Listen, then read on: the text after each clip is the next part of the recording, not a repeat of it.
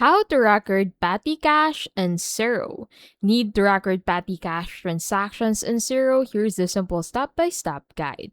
So first and foremost, go to the accounting tab and then under that select chart of accounts. And then from here, go ahead and create a new account. So click on this add account button and then name it petty cash. Set it as a bank account type and save. When you withdraw cash from your main bank, record it as transfer. Select your bank account as the source and petty cash as the destination. For small purchases, record them as spend money transactions from the petty cash account. Enter the supplier amount and expense category.